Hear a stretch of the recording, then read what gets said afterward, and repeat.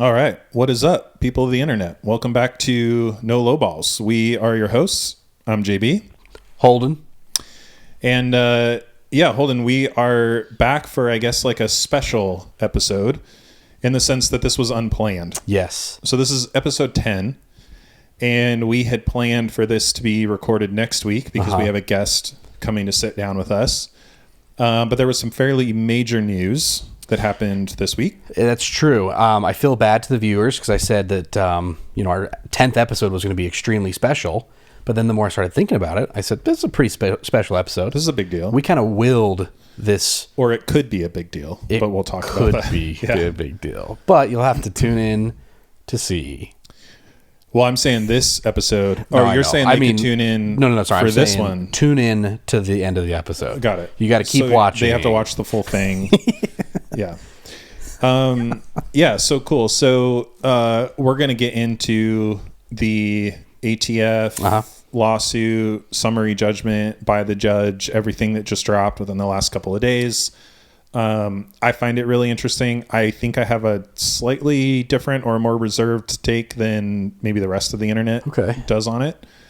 But before we do, it wouldn't be a No Low Balls podcast episode if we didn't talk about Lucas Botkin. The Botkin family. The Botkin family lives rent-free in our heads. Yes, they live rent-free in my head. And I did want to state, one of the reasons I love talking about this issue is because I think starting a company in this industry, which I have recently done within the last couple of years, is very hard. Mm-hmm. Like I really do. I was a little bit blindsided. I come from the world of tech, and in tech, software as a service startups, especially when it comes to B2B plays rather than consumer plays, the playbook is kind of written. Like it's kind of a straightforward process. Yeah. Like you make a good product, you get set up, you hit up your industry contacts that have kind of a good sales record, you go out, you get a few enterprise clients, all of a sudden you're doing 5 digits in MRR, and you're paying your founding team well, everything's good to go, and then you just scale from there. Perfect. Profit. Also, for people that don't know this, Silicon Valley is, or at least was, it's been a little bit difficult in the last few years, but it was swimming with venture capital. Mm-hmm. So if you wanted to start a company in the tech industry and you couldn't get funding for it, that was a pretty clear sign that you had a really shitty idea. Yeah. Because they were funding the normal shitty ideas all day long. They were looking for excuses to fund. fund it. Yeah. The whole idea behind the venture capital industry is like, we throw shit at a wall, we fund 100 companies, 99 of them are going to fail, and we want them to fail as fast as they can, because the one that takes off, the Facebooks of the world are going to fund our 10 next funds. Yeah. Right. Anyway, so that does not exist in the firearms industry, unfortunately. Yes. I think there's a couple firms that I'm aware of, Open Source Defense. We talk about them quite a bit. They are attempting to do some venture capital. They're coming at it a little bit of a different way. I think that they're trying to focus a little bit more on like the future of personal defense, I guess they would describe it as. So I feel like they're almost, at least their messaging lately has been almost like, we don't care about guns anymore. Yeah. What we care about is the companies that are looking at, drone startups or things like that. The Anderls of the world. Yeah. Yeah. That's a good way to describe it. Which is fine. I'm sure that's probably where the return is. Yeah. I still love firearms. Like whether they actually are the best tool anymore, either for warfare or for personal defense, I just love them from an engineering perspective. I think once we have pocket drones, where you can just pocket sand. I think we do. Yeah, that's true. I just watched body cam footage. We talk about body cam footage all the time. I just watched body cam footage of a SWAT team going after a dude in a hotel room. And it's like the third or fourth one that I've seen them using drones. Yeah. And they literally opened the door with the drone. That's crazy. It's crazy. So the drone is like hammering on the door until it opens. Huh.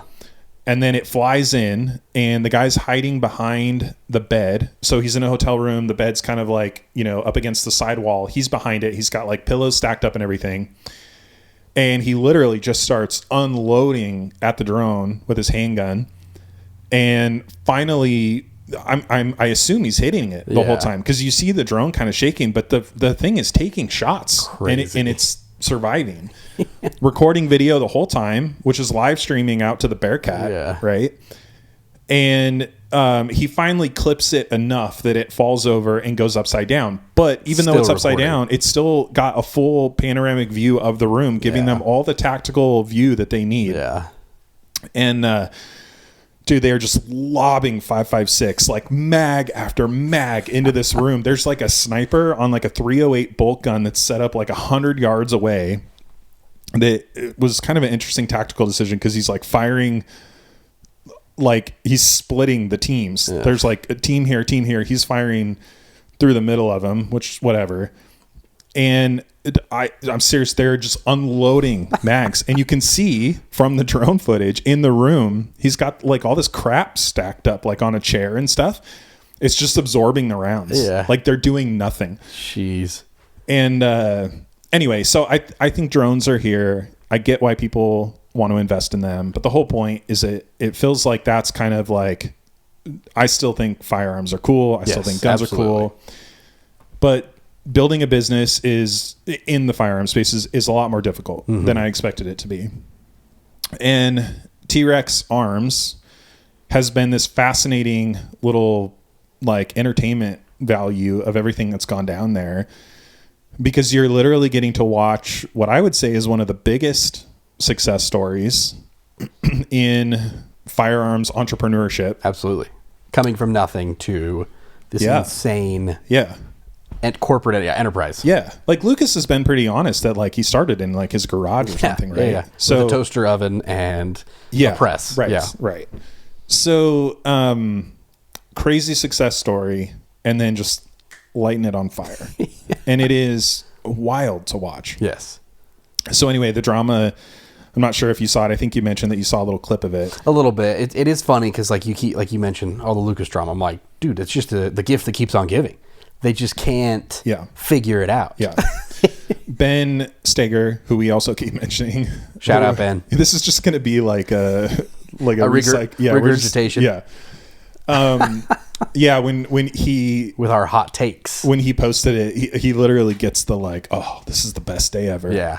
It's like he lives for it. Content just delivered to you. Yeah. So so Issac Botkin finally goes on a podcast. It's like a 2-hour long ordeal. Apparently like 45 minutes of it was just some random monologue. Yeah.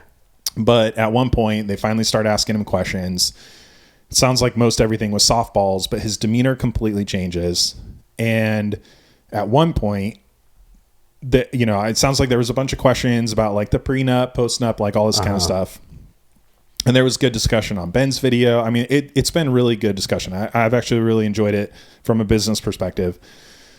But at one point in the video, the interviewers, these dudes who host this podcast, ask Issac, they say, do you think that there's anybody at T-Rex Arms leadership who, after everything that's like gone down, might look back and say, I think we might have undervalued Lucas's contribution to the growth of the company, or like what the company is today? I don't know how you could answer that question any other way, because by all intents and purposes, the company is cooked. Yeah. Now, I've seen a few comments on their Instagram of these like randos defending them and saying like, oh, it's awfully quiet in here from the people that were like, this company's going under or sales are low. And people are like, well, what's your data on that? Like, why? Just because they still exist, you think that they're doing well? Yeah. Because that's a pretty weird, like, where's the data on Where's that? the metric? Yeah, exactly. Now I'm assuming that sales are awful. Yeah. And that the company's doing terrible. It sounds like Lucas took a lot of employees, the good team with him or whatever. And then 2, I'm sure you saw this. T-Rex Arms posted a job posting. I can't get over how funny this is. So they list a public job posting for a CEO role. Yeah. Which means you're doing great. That is horrible. And not only that, it was like a joke of a salary. Yeah. Like, and I don't know what kind of equity they were offering. Maybe none. I mean, frankly, given their past behavior, it was probably none. Yeah. So here's the deal. We want you to come in and be the chief executive officer, taking all of the risk, making all of the decisions, providing the leadership. Like, your role as a CEO is to build the vision for this company, and we are going to pay you nothing for it. Yeah. Like literal dog shit. Potentially not give you any equity. Mm-hmm.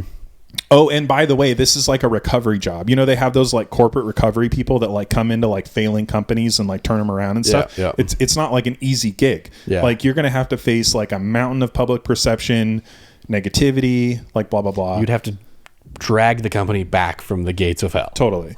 It is that bad. Yeah.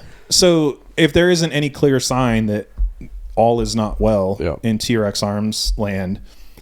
Anyway, Issac immediately responds and says, I doubt that very much. Yeah.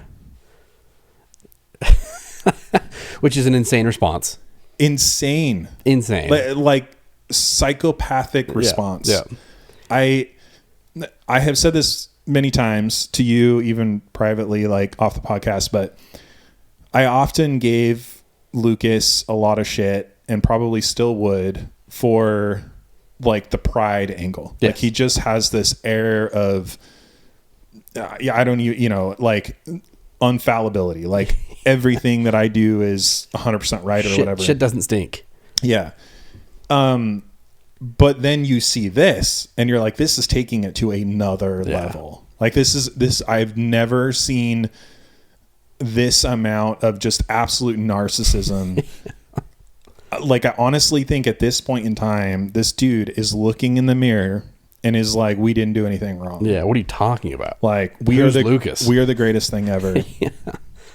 So anyway, where I'm going with all this is, what I found it interesting to reflect on, that you and I were having a conversation about, is one of the things that Issac has kind of like pointed to over and over and over again is that yes, Lucas started the company. Yes, it was his thing. But Lucas's main contribution was just marketing. Mm-hmm. Like, he was the face of the company. He led the social media stuff. He was hard to work with. He kind of said this thing in the interview about like, Lucas is the kind of person that needs a team behind him. Uh-huh. And it's like, okay, fair enough. And Issac positions himself as, well, the company did so well during, 2019 and COVID and everything, because me and my brothers came in and we added all the special sauce, the engineering, the logistics. Like, I guarantee you, I guarantee you this. I guarantee you that Issac compares himself to Tim, the name's spacing me, the CEO of Apple. Is it Smith? Tim Smith? Tim Cook. Jeez, that's horrible. That's bad. You are Mr. Apple. And honestly, it just proves my point. I'm literally Mr. Apple, and I couldn't give two fucks about Tim Cook. That is true. Because he's just so fucking logistics dude. So, and somebody even said, like, Lucas was the Steve Jobs of T-Rex Arms. And I'm like, yeah, I agree with that. I mean, he was like the personality, the face of the company and everything. And yes, people like Tim Cook did come in. They had amazing spreadsheet vibes, like logistical prowess, knowing how to set up like Apple retail, absolutely killed it. And frankly, he took over, ran the company after, Steve passed away, incredibly successfully. Like, I think, he's on his way out the door right now. And I think they announced like literally on his last day that they once again had a record quarter. That's crazy. So it's like, cool. I think Issac thinks that that's him. I think that, and it's like, there's a little bit of a difference. Tim Cook didn't fuck over Steve Jobs when Steve passed away. You know what I mean? And they're not even family. Like this. Anyway, This is just wild to watch. So my thing is like, I've kind of come to this conclusion in, us starting our own company and everything, that while product matters, and I think it does still, it's definitely not the whole thing. And I don't even think it's the most important thing anymore. I've kind of come to this like conclusion that in this industry specifically, marketing is like everything. It is, absolutely. And this is a little bit of a teaser, I think, for next week's episode, because we will talk about this a lot with our guest. But I don't know. There's something really interesting about this industry in particular, where I think a lot of the problems are solved problems. Like, some dude even left a comment on one of our reels that was like, me talking about like simple blowback or whatever. Yep. And he's like, what the hell? Like, it's a thing that puts a projectile downrange. It's like, okay, to some degree, I agree with you. Yeah. How in the world are there this many companies out there that are just making a thing that puts a projectile downrange? It clearly matters how that projectile is leaving. Sure.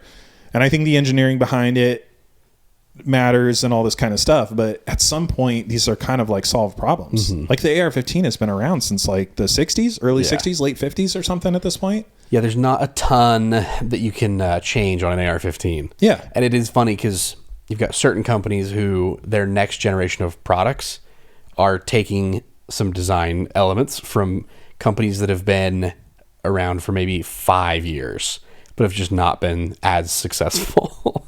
So it is very interesting to see, like you said, there's not a ton of innovation. So what else is there? There's marketing. Yeah, absolutely. There is. Yeah. And so, but what was interesting, you and I were just kind of talking about this, and I guess there is a point though that like, it does have to be marketing on top of a good product. Mm-hmm. Like it's almost like product is the foundation that you can build your marketing on, maybe.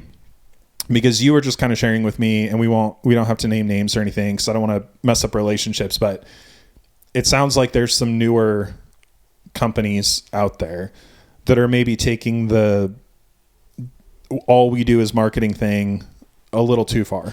Yeah, it's kind of a frustrating thing that I'm, having to deal with. And it's funny because, again, we had one guy that was talking about how that our gun stores don't do anything. They're just middlemen. They don't add any value to the product. And that bugs me, because I'm just like, well, I know that if I'm going to sell a product, I would at least recommend that product. I know there's a lot of gun stores that wouldn't. They just care about the dollar, the bottom line.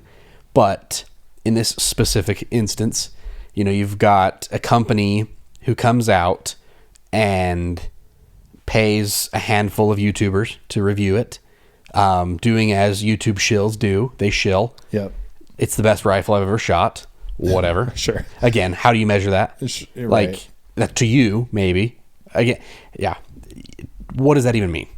Yeah. They're using an EOTech. They're shooting 20 yards on a flat range. Yeah. Best rifle I've ever shot. Yeah. And then, so again, these two other YouTubers purchased the company. You guys can probably understand it. And they're talking about it. And it literally is just marketing. I'm asking the sales rep for it. I said, so what makes it different? What are they using for barrels? What are they using for blank, blank, blank? Because everything on that rifle is listed as another company's product. So you're telling me that this company, it seems like, is just assembling them. Yep, that's true. Okay. So where is the value? Yeah. But they kept pushing to the marketing. They kept saying, well, there's going to be a lot of these rifles sold because of this marketing. We want to make sure you guys get a piece of the pie. And I feel like some important context here is that you're not talking about a like what we talked about last week. This isn't a $500-$600 AR-15. No. This is like in the multiple tiers of thousands of dollars that they're asking for this rifle. A ungodly amount of money. Okay. Greed knows no bounds. Yeah. So you would be $4,500 for this rifle, kitted out. Okay. Like they got. And the whole video premise is, this is turnkey. And there's a funny comment, and Focus Trip talked about this a little bit too, because the pre-built PC market is coming to guns. Interesting. Where you have these people that just don't care and they've got too much money. Yeah. And so you have people who see that and are trying to extract as much money from them as possible. And I just think these people are shitbags. They are dirty human beings who are just literally trying to take every penny they can from people. Okay, that's interesting though, because let's go back to that analogy. This is like kind of fascinating to me. So your focus trip, if that's who said this, his point is that people who are pre-building PCs are not adding any value on top of it, but they're selling the whole for way over margin of what the cost of components could be. Yep. Do you feel that same way? That's kind of like a shitty Alienware or whatever? Like, do you feel like that's kind of a crappy company? It depends. Again, I like in the pre-built PC, right?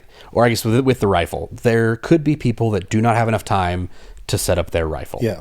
That's where I was going with it. I get it. Yeah. You know, the value is your time, is what he says in the video as well.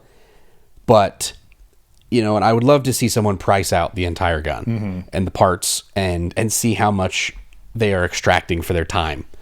I think it takes away from what anyone can do. A PC is so much harder to build.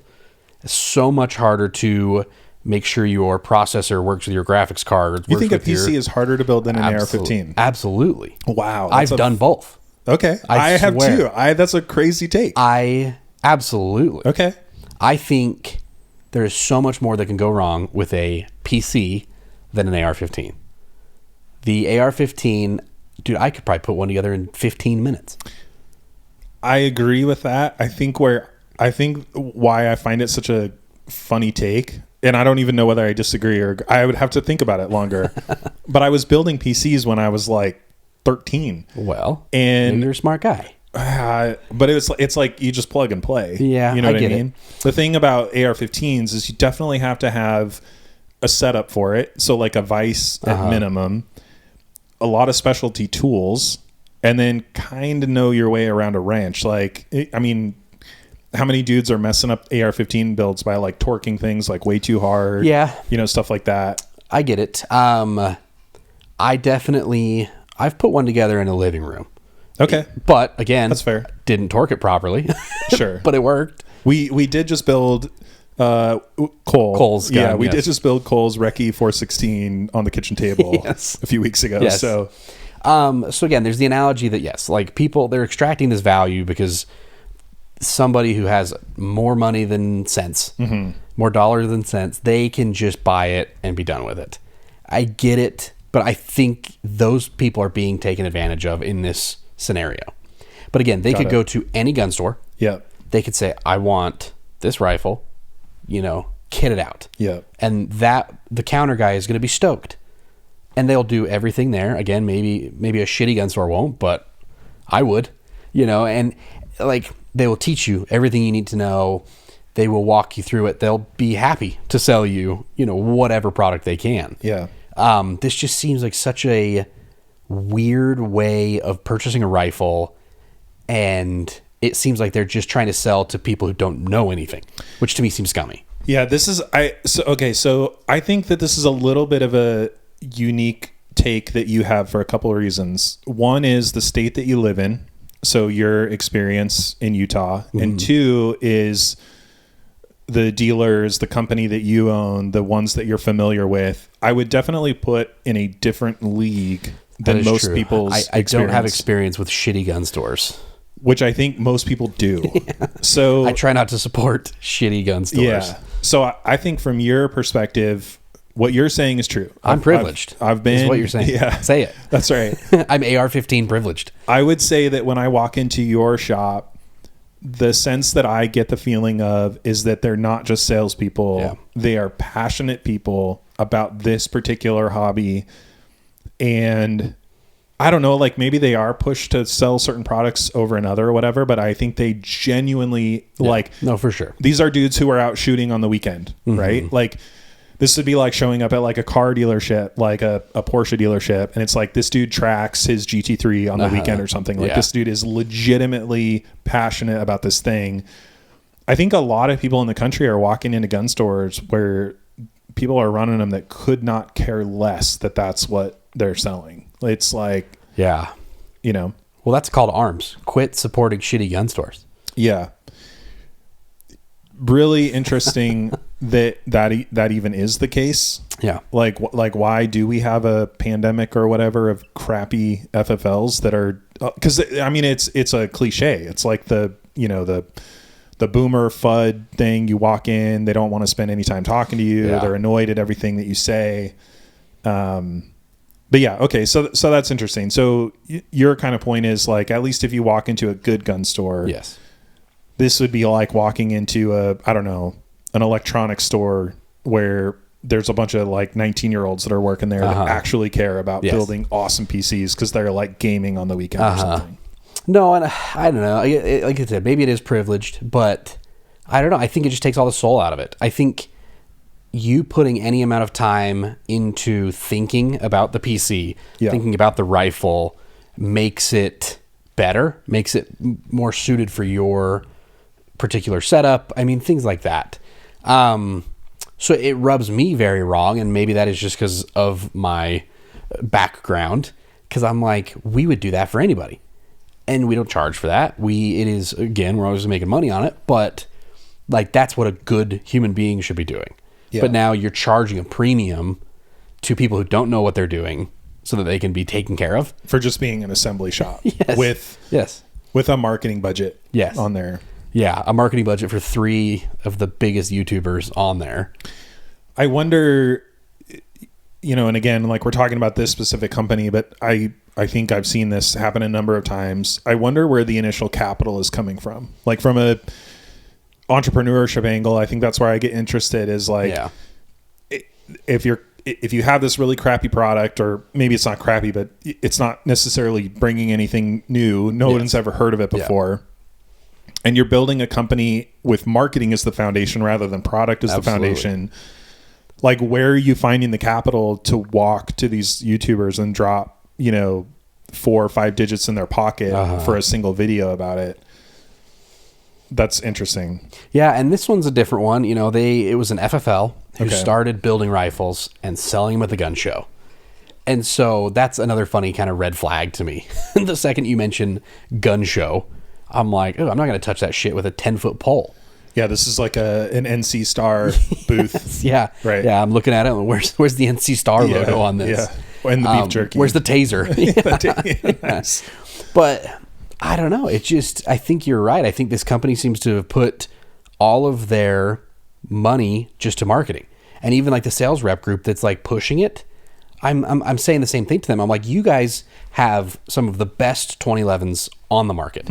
You guys have these other AR companies that you rep for that build their own rifles. How can you sleep at night also pushing this company? What do you think their angle is? Do you think they're getting paid like a better margin over it to push that? Probably. So typically like the sales reps groups, they're going to make a margin for everything that they sell to their dealers. Okay.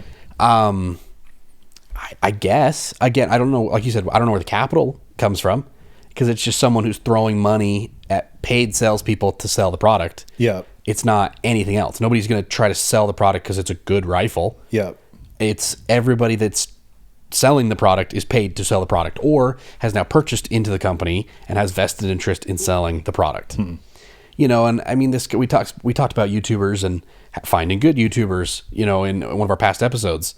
And it's almost, you can't throw a stick and hit a good YouTuber. Like, you're going to hit bad ones all day who are just looking to make a quick buck. Yeah. And so you've got to filter out that bullshit. And this is a prime example. This company markets good companies that I've never really heard of, but somehow the shitty one is being held up on this pedestal. It's hard to, I know we already touched on this in the previous episode, but on the YouTube angle thing, I can't really fault the YouTubers either. Because I'm like, if you walk into, any room and you got a bunch of like blue collar dudes maybe some of them have degrees in a specific field. Maybe some of them don't. Not necessarily passionate about a certain career, but they love shooting. And you tell them, hey, I'm going to pay you minimum 6-figure salary to record yourself on video, shooting with free ammo every week. Learn some basic video. Actually, you know what? Fuck that. Don't learn video editing, because we'll have an editing team take care of that for you. We'll have a camera team come out and film you or whatever. Like, who would say no to that? For sure. Like it's hard to fault the YouTubers. I understand like the integrity angle of it, because some of the shit that they're saying, like if they say that it's the best rifle they've ever shot, and I agree with you, what does it even mean? But it's also like they got to feed their family too. Yeah. It's hard for me to fault them for just taking money from these marketing companies, because you know, whatever, like who's going to say no to that job, right? Yeah, it's just like you said, the integrity part of it, and like, why does X YouTuber's opinion matter more than any other person? Yeah, you know, so it is kind of funny. I see people like a YouTuber will walk in the room and people are like, holy shit, that's so-and-so guns. It's a celebrity. It's a celebrity. And I'm like, what? That's like the dorkiest person I've ever seen. Yeah. You know, and it's like, you watch like some of their videos and I'm just like, these are just lukewarm takes, not like hot takes here. Yeah. But it's just, I don't know. I like the marketing, but then I'm a sucker for marketing. You look at like Silencer Co. and Mike Ayland and these other companies who have just killed it with marketing. Yeah. And you could put an okay product behind them. And as long as it's okay, decent, it's not going to, take advantage of people, blow up. I mean, dude, I love marketing. And my partner, my girlfriend, she's a CMO. She's our chief marketing officer. And everything she makes, I'm like so stoked on. So it is such a fun world that is like good and bad. There's the light side, the dark side. Yeah. And it's all about making money, but there's better ways to do it. Yeah. But also, you know, Mal, I can say her name because you've already said it on here. I think she would probably not be as stoked doing marketing for a company that didn't have a good product. Absolutely not. Like the thing she's doing marketing for is a solid foundation of... Yes. Yeah. Yeah. Well, I certainly haven't figured out the magic recipe yet. People still use tax swap. It's the shittiest product I've ever seen. So whatever. We're slowly winning. Maybe I'm not one to talk. Yes. But I made a guy sign up for an Infinite Armory account today. Nice. So that he would buy my product on there. Nice. There you go. So that's slowly, the way to do it. Hearts and minds. Yeah, we'll just put a gun to people's head and say, use this instead. I will not sell you this gun unless you use Infinite Armory. Yeah, but I don't know. It's just interesting. I think entrepreneurship in the firearm space is a really interesting thing for me. Watching this whole T-Rex thing like burn alive is absolutely fascinating. It blows me away that this is the path that Issac has taken. Yeah. Somebody that I probably would have said, you know, months ago seems like a smart dude. This does not feel smart. Like this feels like the opposite way to go. Meanwhile, you know, I don't know how well they're doing. Obviously, I have no data behind it, but I'm certain that Lucas's new companies are probably doing just fine. I mean, for startups, like absolutely, he's built enough of an influence and a following at this point that, you know, but again, I like, it's so hard because I go back to this. I still probably would say that he's building his companies off of a foundation of good product. Like I know that he is a marketer. Yeah. But I feel like he would probably be the kind of person to say that I want a good product that I can believe in, that I stand behind, and have some integrity behind. Exactly. I was about to say, it all comes down to integrity and not willing to push an inferior product just to make a quick buck. Yeah. And weirdly enough, that's a commodity, you know, integrity. Fascinating. Yeah. Yeah, it is very funny. And I always joke, and again, we were joking earlier, but it's like, who's the PR team that these guys have? They're just like, just double down.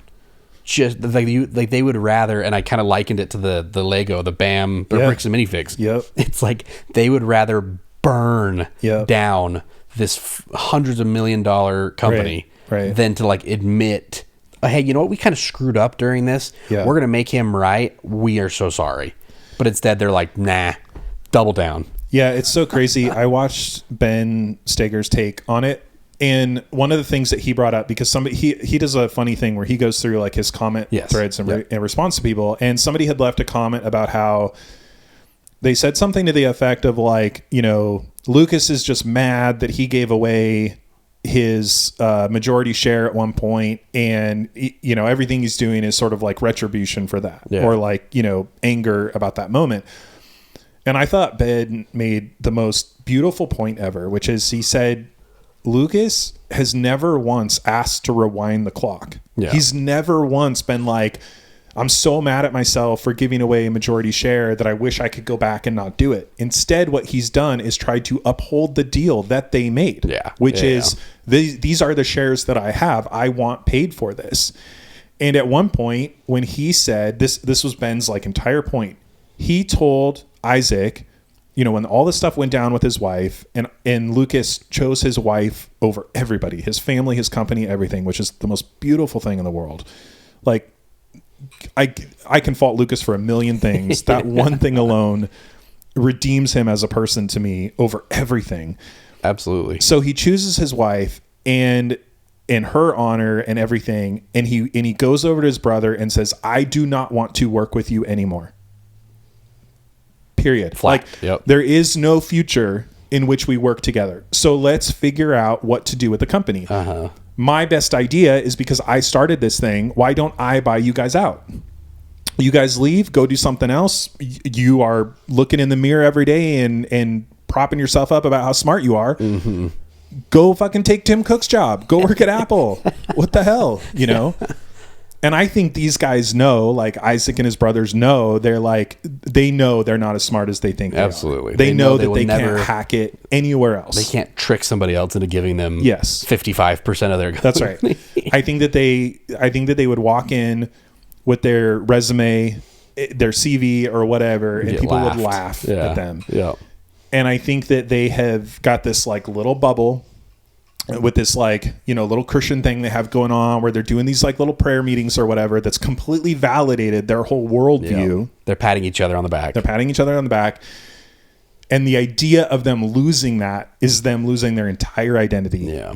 And so they're like, no way are we going to give this up. Like we, you know, we screwed over our brother to get to this position. Same thing. They've dug themselves too deep. Way too deep. So they can't give it up. So then Lucas is like, fine. Like if you guys aren't going to let me take this company, then I'll go do a different company. Yep. Just pay me out. Yeah. And then they don't even do that. And it's like all that Isaac and all those other people have to do is just be like, we went our separate ways. We, you know, did a valuation of the company that everybody agreed on. We feel good about it. Yeah. Yeah, it's a hit to pay that out, but we'll make it up because I mean, the sheer like email list they have, the sheer distribution they have, like, you know, like you carried their products, that could all probably have been redeemed and still been just fine. 100%.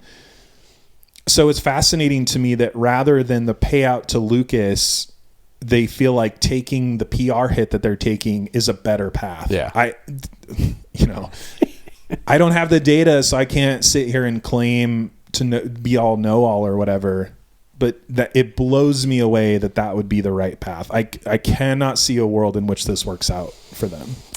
Yeah, again, maybe it's easier to look from the inside out, but PR lawyers or whatever, PR firms that are just, you guys are you guys are the greatest. Right path. Let's keep doing this. Wild. Fire those people. Absolutely. Get wild. rid of them. Yeah. Yeah.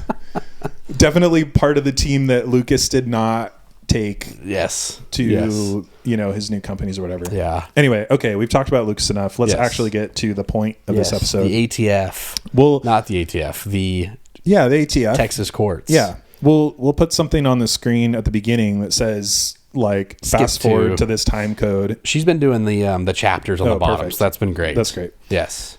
Okay, yeah. So I think everybody knows what happened at this point, that a judge in Texas has essentially ruled that, you know, we all know that the NFA survived judicial review up to this point because it was ruled that even though Congress doesn't have the ability to infringe on the Second Amendment, they do have the ability to enforce taxation. Yep. And so the NFA has survived under judicial review as being constitutional because Congress has the power to tax people. Fucking crazy. I feel like just saying that the founders are just like rolling in their graves. There was a funny comment that was like, these guns are unusual and dangerous. Oh, $200. All right. No, they're good. They're all good. Yeah. So anyway, the 2025, the big beautiful bill, I think it was. Is that right? Okay. Yes. So that dropped the tax on SBRs, SBS, and suppressors. And AOWs. Okay. The beautiful, beautiful AOWs. Okay. So drops the tax on those to zero. Yep. Immediately when that happens, all of the gun rights groups are like spin up the lawyer machine and like we're filing lawsuits. The big beautiful lawsuit. Yeah. Is what they call it. Okay. So I have some skepticism over this that I will share, but I want to hear your take first. So like, what have you heard? What has the effect been? Are you seeing it in the shop? Like, are people calling in asking about it? Like what's happening in your world with it? Surprisingly, nobody's called about it that I talked to. The drop to $0 was way bigger. We had people calling about that for weeks, about when it was going to happen, things like that, things that we knew. Okay. So I think this one's kind of gone under the radar to the normies, the normal people. It's mainly, the guys who are in the know. Same thing. I mean, I have a lot of questions about it. Does that make... Obviously, an SBS, SBR, they're still firearms, but is a silencer still a firearm under this? Like, there's a lot of questions that I have because they don't necessarily, a silencer doesn't meet the definition of a firearm. That's a really good question. Yeah. That's one I haven't thought about yet. Yeah. Does it completely get rid of silencers? That would be crazy. That would be awesome. Yeah. What's interesting is I know that the marketing material that a lot of the plaintiffs have been putting out, like Silencer Shop, Silencer Co., et cetera, has been very specifically that they've been working on a mission to drive suppressors into a normal 4473 path. Yeah. Not that they're trying to get them completely unregistered or unregulated, I guess you would call it. Yeah, that's a great question. But yeah, I think there's, again, a lot of, it's a can of worms that just thinking about it on the ATF side and like how a gun store or like an actual gun shop is going to navigate seems crazy. Yeah. The funniest thing too, being that I have my own SOT, things like that, they tried to argue that because the SOT is still a thing, the special occupation tax, because that's still a thing, that the tax is valid, actually still there, is actually still there. Interesting. Even though it's $0 to the and the user. judge said absolutely not. Wow. Because it completely uses different language from another statute. Okay. Has nothing to do with business. I mean, it works. Oh, is the business. SOT not from the NFA? I don't think so. No. Oh. It's a different statute. Interesting. So he literally like shut it down, which is again awesome. Yeah. So like that was like their main argument. This judge is based. Yes, absolutely. And that was like the main argument, or like the defense argument. Yeah, the defense was and which, by the way, no, sorry, that was the backup. So like he like shut down their main argument and their backup argument. Which, by the way, the crazy thing to me in this case, the defense is the government. Yes, the one that the Republicans exactly elected, the DOJ, and have promised that they're like pro 2A. Yes, so literally the people that are actually defending this case in court, trying to make sure this doesn't happen, are Trump's appointees. Wild. That is so wild. In the DOJ. That is so twisted. Okay. And again, people don't think about that. Yeah. Like they just champion Trump as this god. Sure. And it's like, well, the system still exists. Totally. He hasn't drained the swamp. Yeah. Like it's an insane like bureaucracy. I saw somebody leave a comment about this, know, that it's the Trump government that's still, defending this.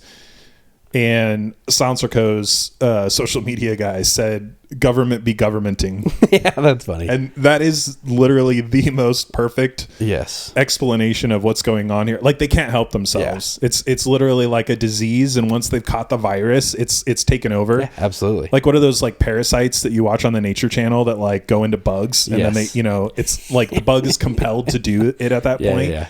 That's what like becoming an elected official is like. Well, you have to justify your own job. Yeah. And like you talk about, like I was in the government for a little while working as just, whatever, low level stuff. Sure. And like budgets, like you had to use it or you lost it.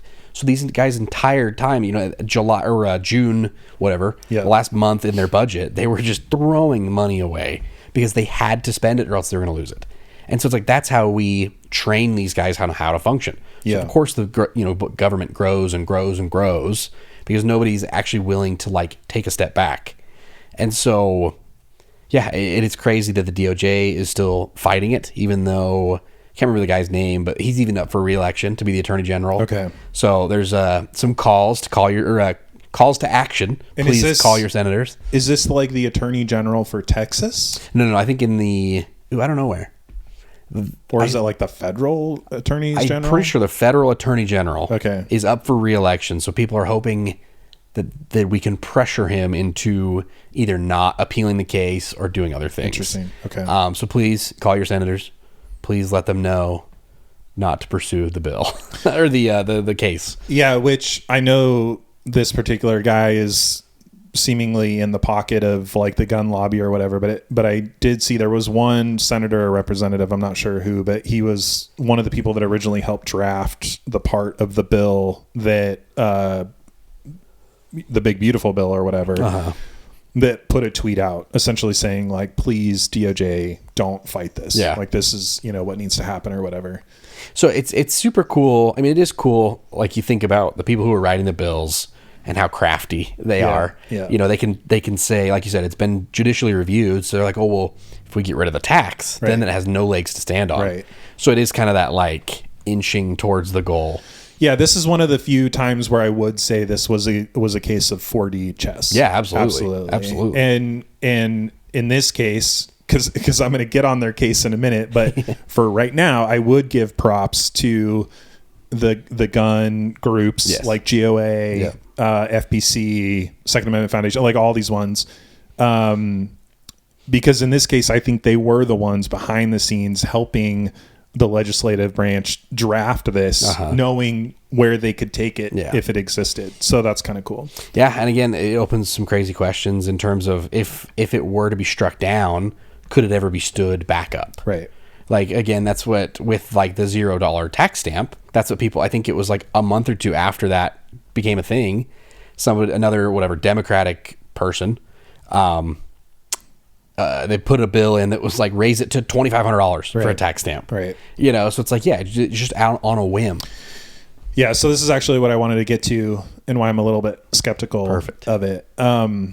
So a couple things. One is this is a judgment from a judge in Texas, a single judge. Yep.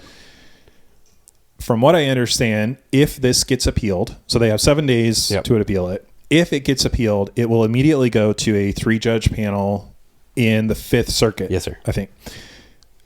And we've seen this story before. It always goes to a 3-judge panel. You get lucky and you get like a 2-1 decision, and then it immediately goes to the en banc thing where it's like the full, all the judges together like have to review it. California is very used to getting bent over on this because they've got like 1 or 2 judges that are based, and then Benitez or whatever. Yeah, and then it's like, oh, here comes the en banc review. Like we know it's happening, and then it's like a 9-12 decision against or whatever.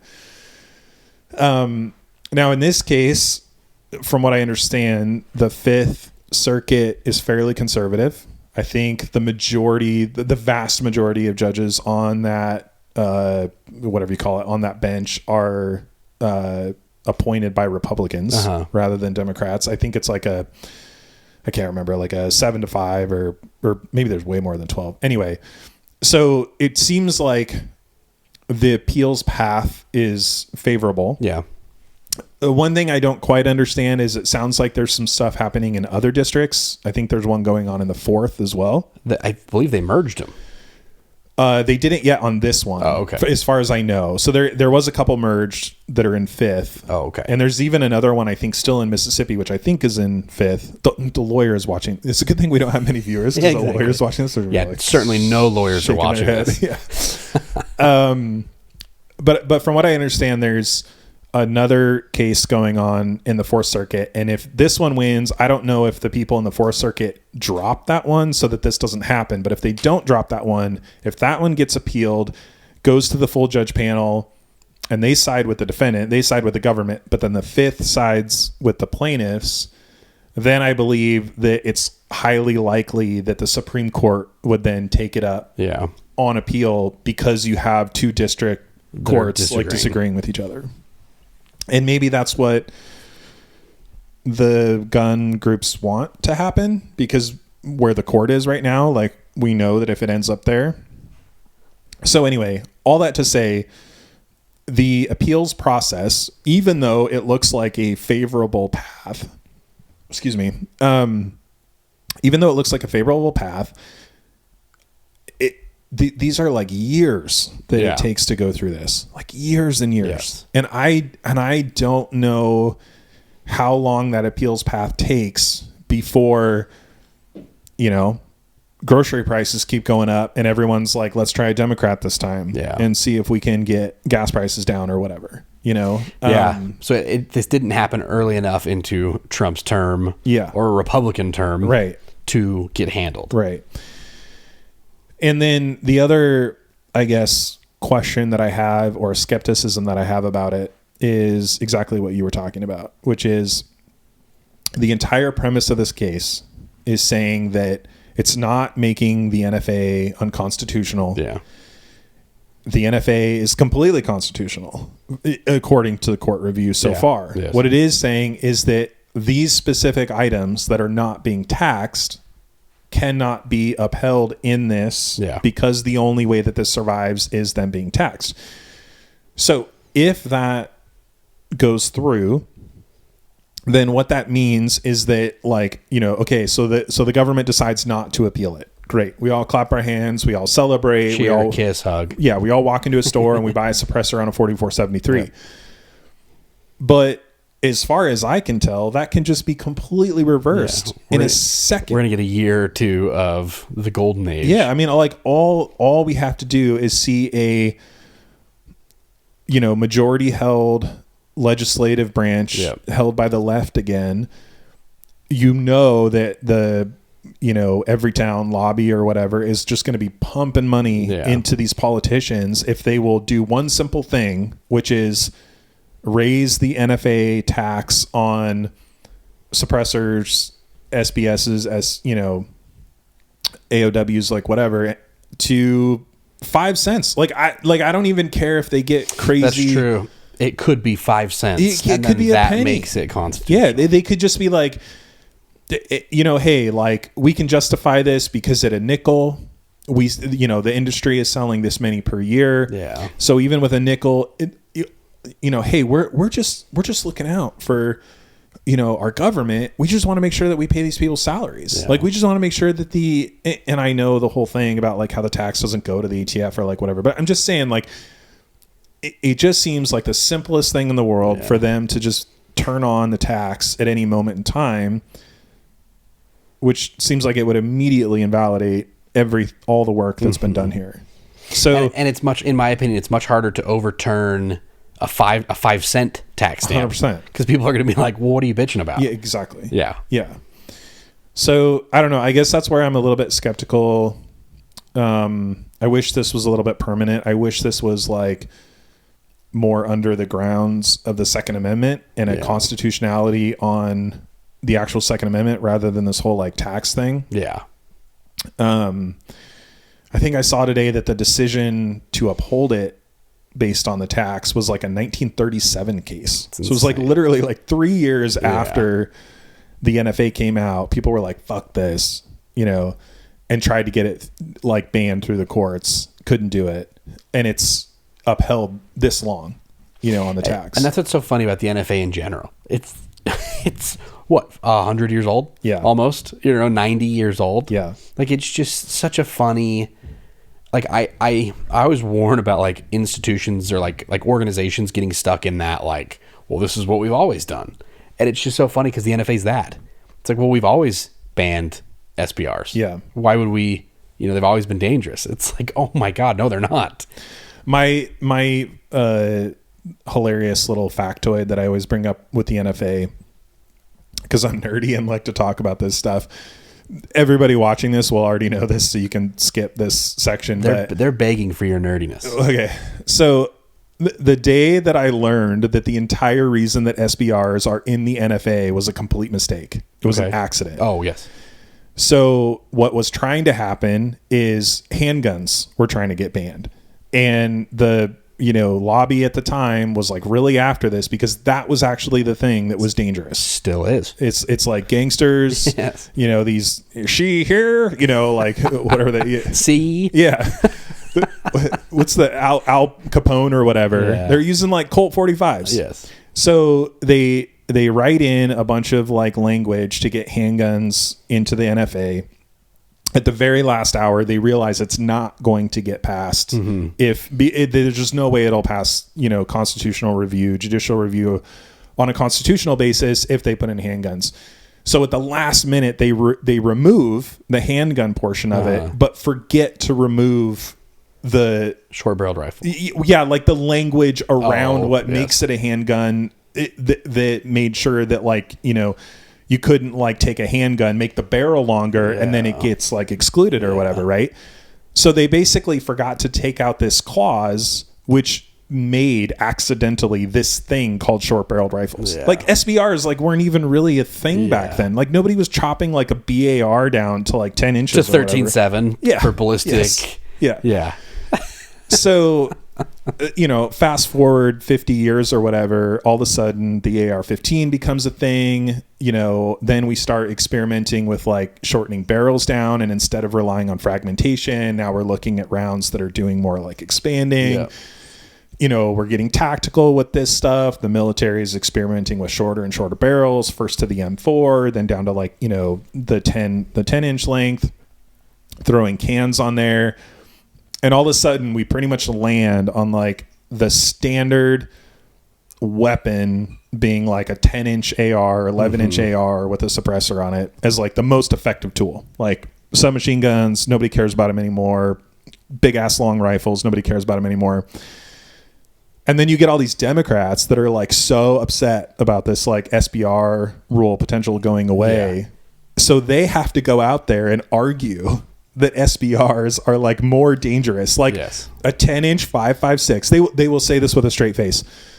A 10-inch 5.56 is way more deadly than a M14. Yeah. I mean, my gosh, like this, 16-inch barreled 308.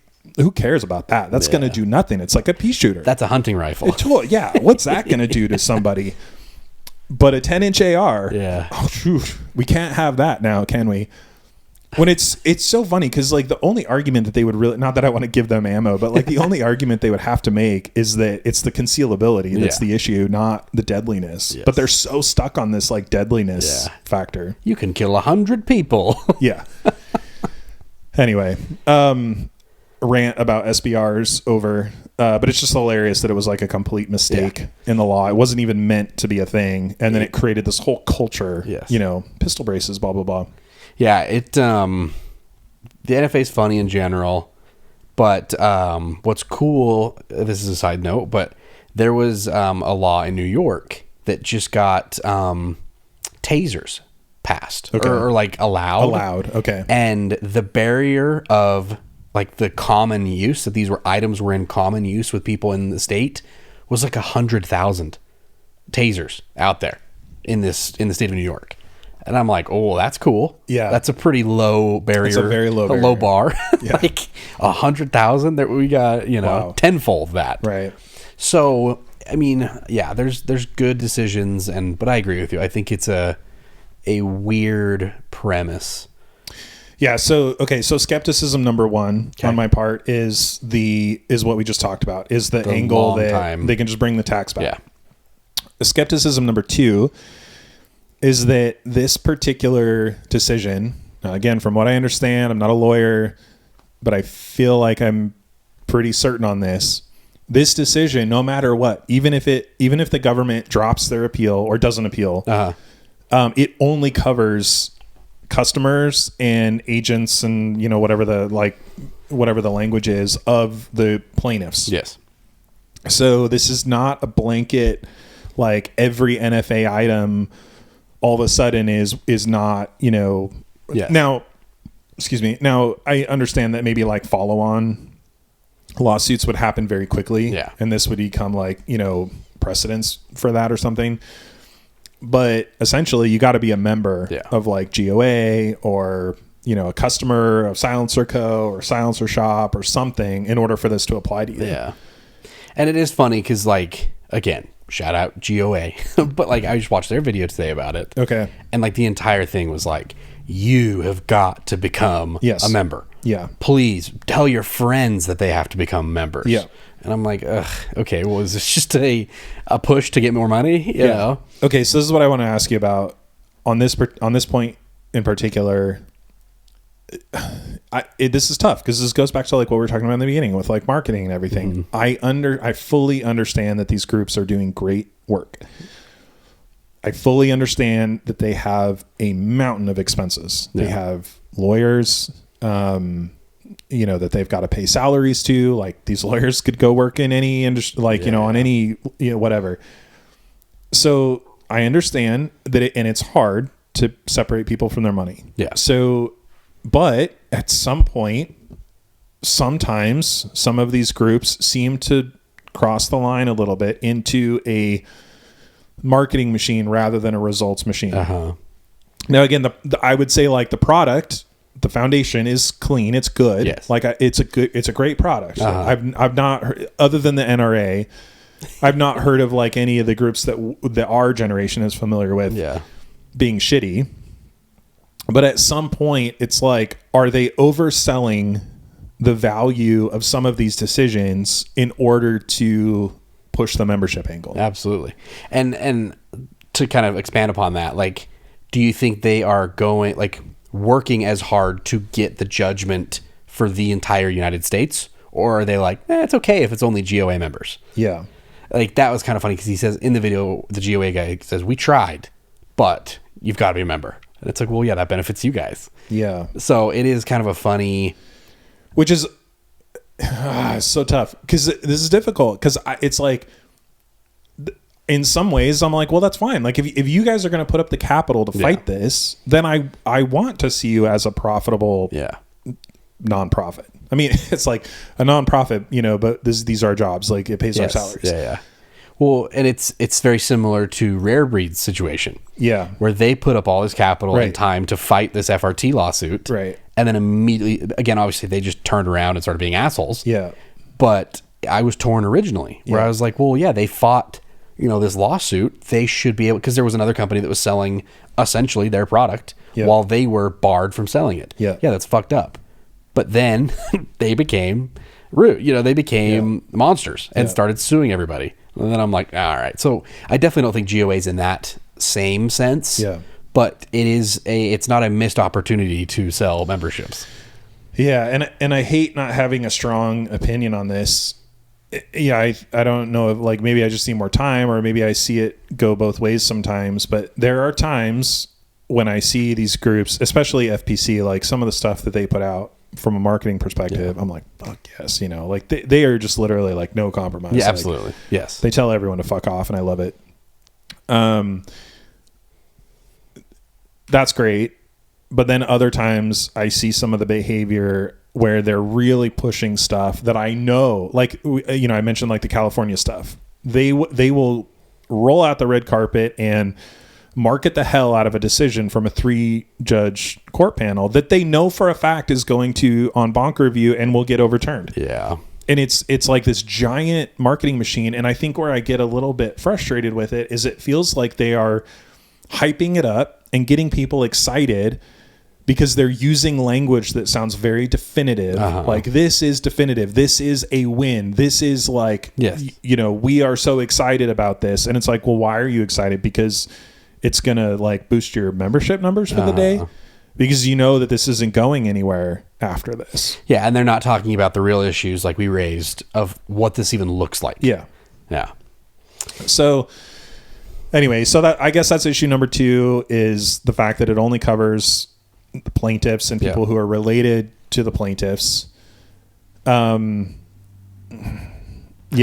I don't know. Like I don't know where to sit with that. I don't know what happens, afterwards, like how that all works. Yeah. Side note too, there was the ATF director who has been like responding on tweets. Yeah. Somebody apparently he's looking at some California laws now too. So the ATF might be putting pressure onto California. Can't remember the exact laws, but it is interesting to see the federal government now putting pressure onto California for their kind of overdoing of these laws. Yeah, one of the other interesting things, so a couple interesting things happened. There's just so much crap going on. It's hard to stay up on it all. So one of them that I saw that was really cool that stood out was there was a separate lawsuit going on in another court that has something to do with the NFA or whatever. And one of the judge in the case literally wrote to the plaintiffs and the defendant and said, be in my office tomorrow morning and talk about this judgment that happened and be prepared to reference it and how it affects your case, which was, fascinating. Yeah. And then the other one that happened, which was really bizarre, and I have no explanation for this, is we talked about this a couple of weeks ago about the like non over the counter sales. Yep. So every town and all these bullshit anti-gun groups or whatever have just been like, spinning up the marketing engine, pushing this whole like, oh my God, like, this is what it's going to do is like people are just going to mail order guns from anywhere, and it completely removes the, FFL from the process, and there's going to be no background checks. And I mean, babies are going to be ordering guns on their iPad now, it's stupid. Instead of Robux, This is one thing like OSD talks about a lot that I love them for is like, it's amazing how their entire appeal is to the uneducated. Absolutely. Like the anti-gun stance is an appeal to the uneducated base. Mm-hmm. It's like, if we can find the stupidest people who buy the stupidest bullshit, that's who we can sell this to. Because if you even get 10% educated on this stuff, you're smarter than this. And they're blatantly lying. It's just blatantly lying. Well, anyway, so they're doing this, which is like, par for the course for them. And the freaking ATF director comes out and is like, actually. Oh, really? I didn't see that. That's crazy. Awesome. He sends a letter, like a public statement to every town that's basically like, shut the fuck up. Yeah. And nothing of what you said makes any sense. Yeah, do not pass go. Do not collect $200. These are complete lies. Yeah. And this is not at all like the change that we are suggesting. We talked about this like a couple weeks ago, like the ATF director. Yes. This is wild. I mean, I know I hate the ATF. I'm with everybody in this, but this is freaking crazy. Yeah. Like the ATF director correcting an anti-gun group in public. And again, with the FRT stuff, they were talking about FRTs and, oh my God, now I can't remember what it was. But they bump stocks or something? No, it was switches, like machine gun conversion devices, and they were likening FRTs to switches. And I think it was the ATF director, and he said, "Nope, totally separate things." Wow. We respect the court's decision and the forced reset triggers. Yeah. Machine gun conversion, devices is a machine gun. Is a machine gun and has always been illegal and has continued to be illegal. And I was like, whoa! But like, put him in his spot. So crazy. So it is so funny to see that now. Yeah, and the funny thing is the lady that's like the head of every town now or like in the PR department or whatever. I don't know her fucking title. She used to work for the ATF. Oh. And she's one of the people that originally wrote like one of these rules. And so the ATF director was basically like, I know you know better. Yeah. Like, shut the fuck up, bitch. Like, it's so funny. It's like this public spat of like this not an ex-coworker, I guess, but like held in the same company and being as like, what are you smoking? Yeah. Like, you're lying because you literally used to sit in this office and exactly what these rules mean. Yeah. And everything you're saying is complete bullshit. It's crazy. Like you said, like the uneducated. And I actually watched a video today because there's this weird subsect of like leftist gun, YouTuber people. Yeah. And this guy put out like kind of like this video essay on like why the left should stop trying to enforce gun control. Okay. And he had some really good points, obviously some goofy ones. But one of the points that he talked about was if you so obviously, like everything's capital, right? Like in politics, you have to spend your own capital to kind of get decisions made. Yep. And he talked about how unpopular banning firearms is to the U.S. people. Yep. And he lists all the things that we could do that would be easier than banning handgun or firearms. Yeah. And that would be free Medicare. Yeah. That would be ending homelessness. That would be ending hunger. And it's like kind of funny because it's like, oh yeah, that's 100% true. Yeah. Like it would be so much less of a fight to do any of those things that are considered utopian than banning handguns or firearms. Sorry, I keep saying that. But so it was a good video, and it talks about like how gun control was started, how a lot of it has like these racist roots. And like one of my favorite things to tell people is the reason that California is so bad is Ronald Reagan, who's held up as this conservative powerhouse president. Ronald Reagan banned Black Panther members from being able to have their firearms. And that's just like snowballed into this shithole that California is. Yeah. But people don't care or don't even. So again, I've got people that I know that are very left leaning, and they don't understand that gun control has racist undertones. Yeah. And I don't know. It's you try to point that out, and they don't care.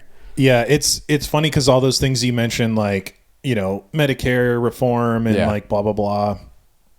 I promise we won't turn this into a political podcast, but all of that stuff isn't fighting the Constitution. No, that's true. That is absolutely true. That's what makes it so much easier. Yes, is you're not fighting I didn't even think the about Constitution on it. It's like if you want to pick a legal battle, maybe don't try to fight the one document, the document, like the founding document. Yeah. There was a very similar argument that erupted on Twitter this last week that I saw that was from like a tech YouTuber. Mm-hmm.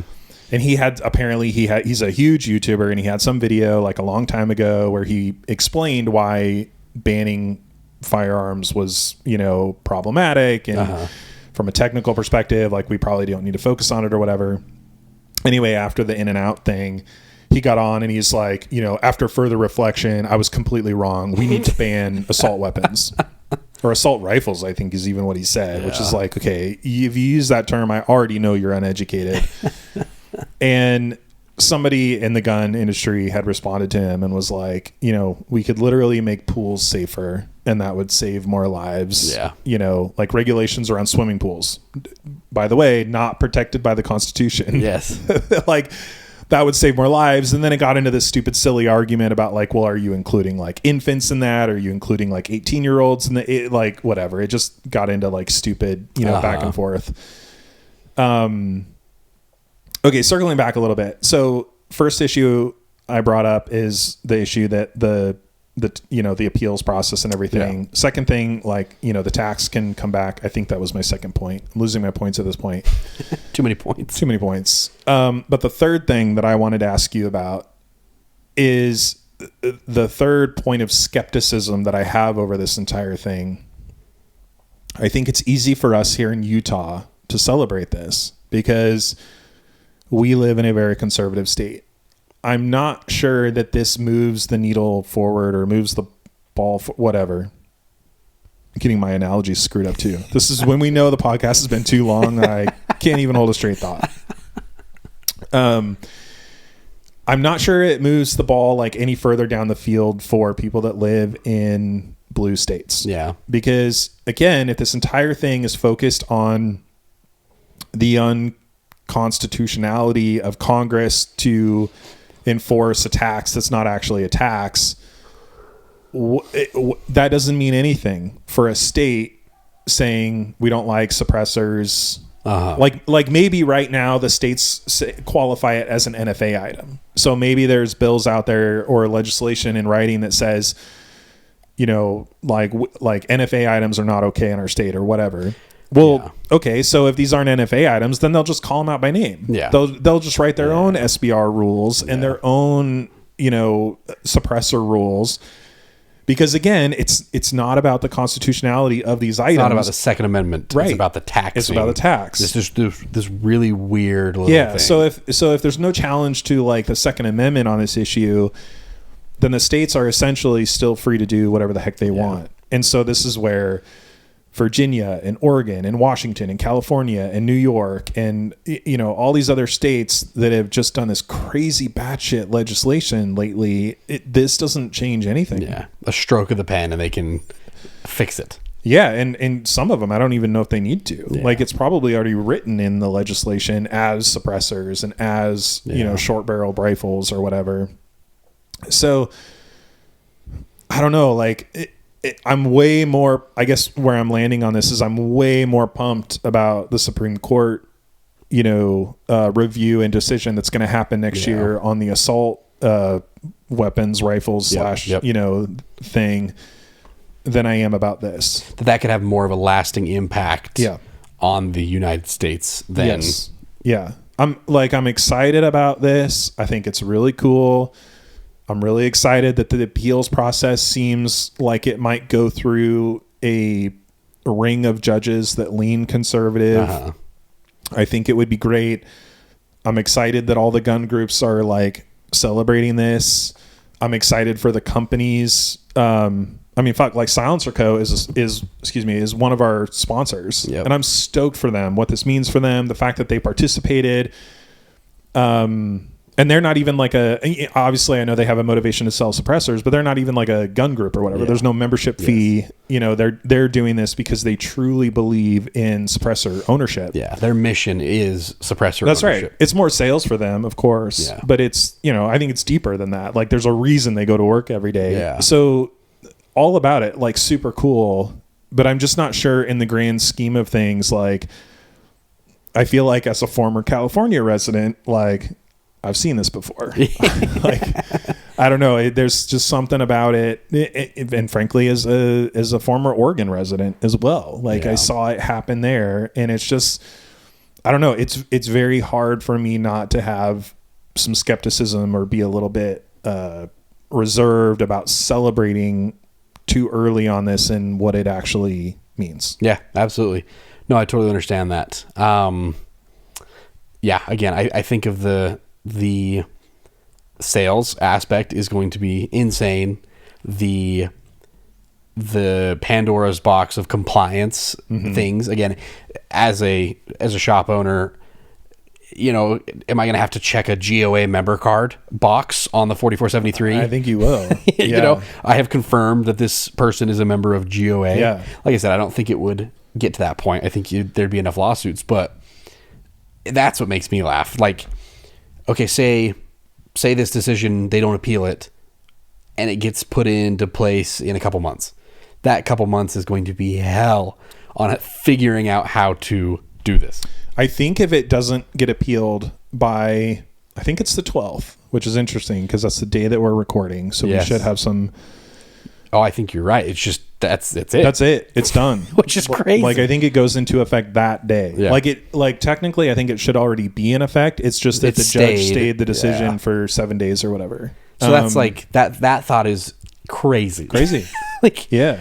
I mean, cool. But again, do we get a week? Do we get like a Freedom Week type thing from California where it's just like every suppressor in stock is going to be gone in a second?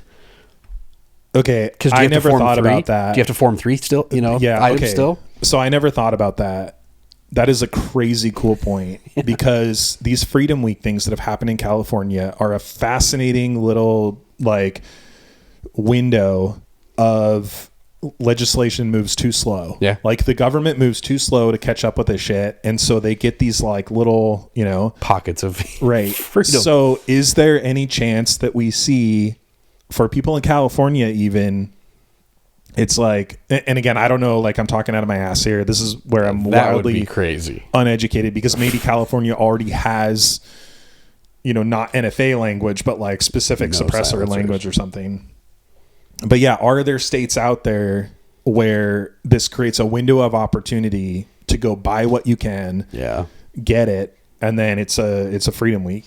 But then again, it's I don't know if any company is going to allow like to actually make the sale. because it's such. Dude, I hope they would. I know, but it's so up in the air. Why would you? I would think that at least the plaintiffs would. Like, I would think Silencer Co. would be like, ship them all. In fact, that is true. I think I would support, kind of what was happening with like the Virginia situation. I'd be like, stop shipping stuff to Utah for a month and send it over there. Like, we'll be fine. Yes. Yeah. Yeah. That's the stuff that makes me laugh, where I'm just like, holy shit, it's going to be crazy if, like you said, they don't do it in time, or they give us a little bit. I mean, I don't even know how we're going to navigate that compliance. I hope your compliance guys at your shop get some good sleep.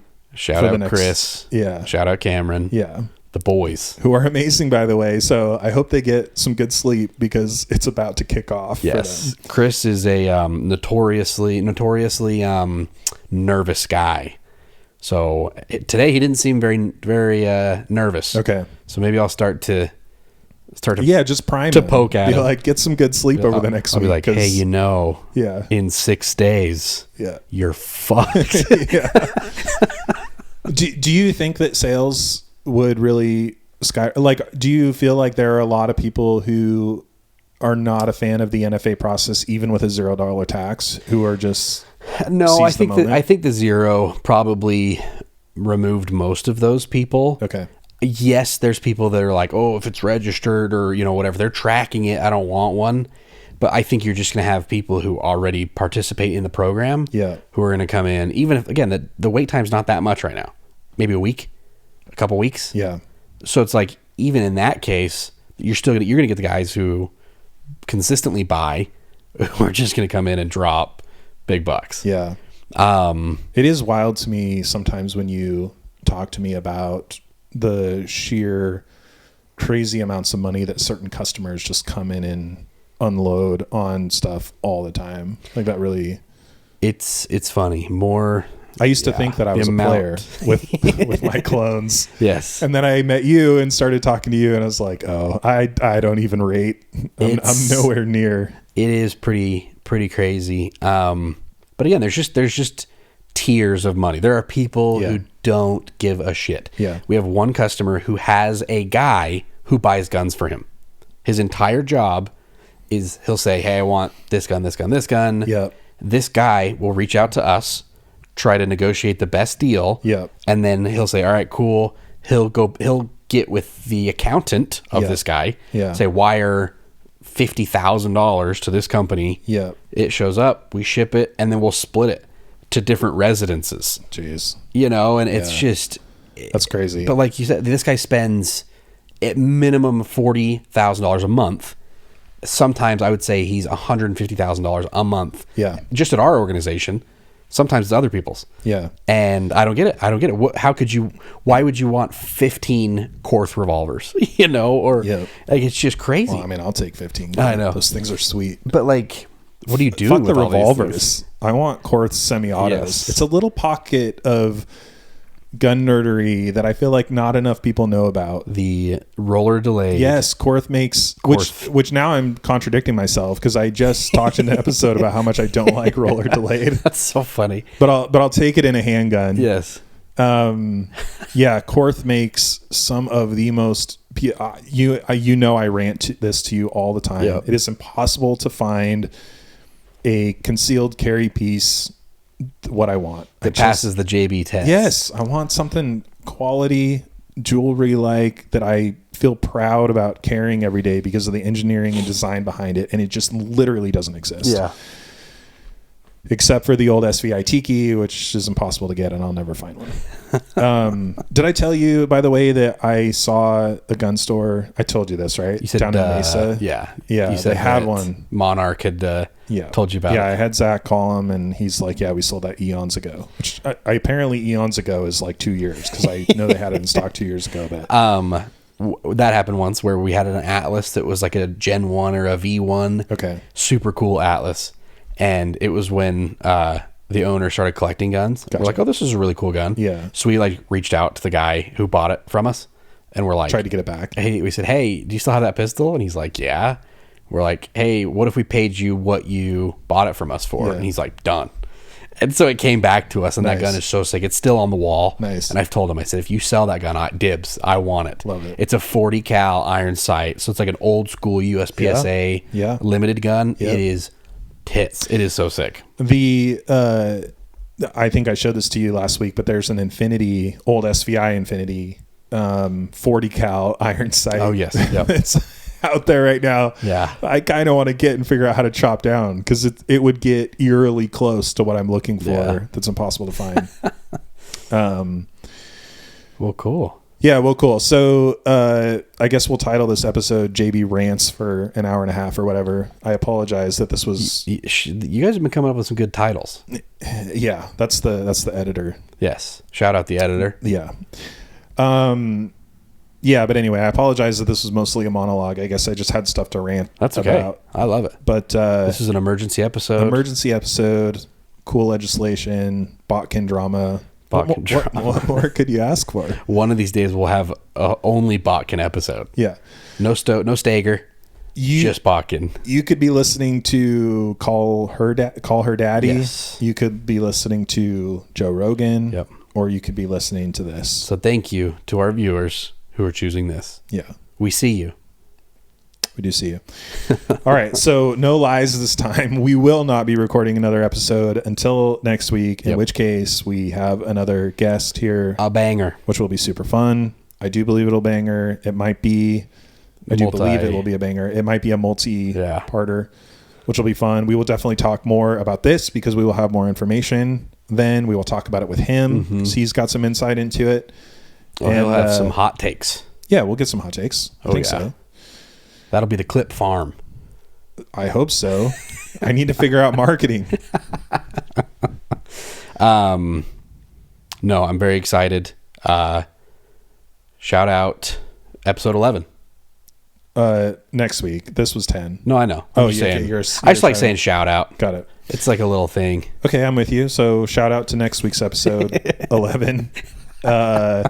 Thanks everybody for joining us. Again, apologies that it was just a monologue, but yeah, it was just interesting stuff I want to talk about this week, and we will see you next week back on our regularly scheduled schedule with a fun guest, and that's it. Cheers. Thank you.